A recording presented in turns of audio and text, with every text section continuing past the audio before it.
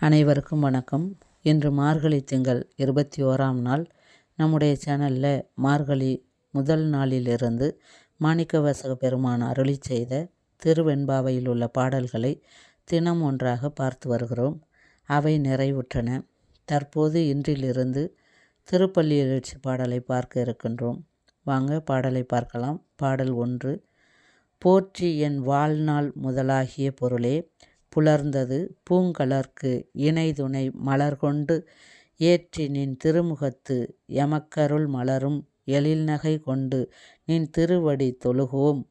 சேற்றிதழ் கமலங்கள் மலரும் தன்வயல் சூழ் திருப்பெருந்துறை உரை சிவபெருமானே, ஏற்றுயர் கொடியுடையாய் எனையுடையாய் எம்பெருமான் பள்ளி எழுந்தருளாயே. பொருள்: சேற்றில் பூத்த செந்தாமரை மலர்களை கொண்ட குளிர்ந்த வயல்கள் சூழ்ந்த திருப்பெருந்துறையில் உறையும் சிவபெருமானே, நந்தி கொடியை உடையவனே, என்னையும் ஆட்கொண்டவனே, என் வாழ்வின் முதற் பொருளே, பொழுது புலர்ந்து விட்டது. உனது பூ போன்ற திருவடிகளில் மலர்தூவி வழிபட வந்துள்ளேன்.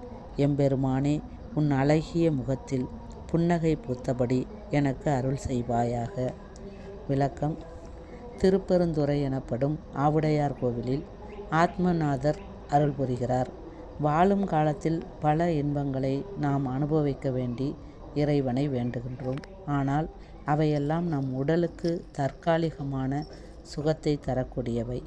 ஆத்மாவிற்கு சுகம் வேண்டுமே, என்ன செய்வது? ஆத்மநாதராகிய சிவபெருமானை சரணடைந்தால்தான் பேரின்பத்தை அடையலாம். மாணிக்கவாசகர் பாண்டிய நாட்டின் மந்திரியாக இருந்தவர். அவர் அனுபவிக்காத சுகங்கள் உண்டா? ஆனால் இறைவன் அவரை என்ன செய்தார்?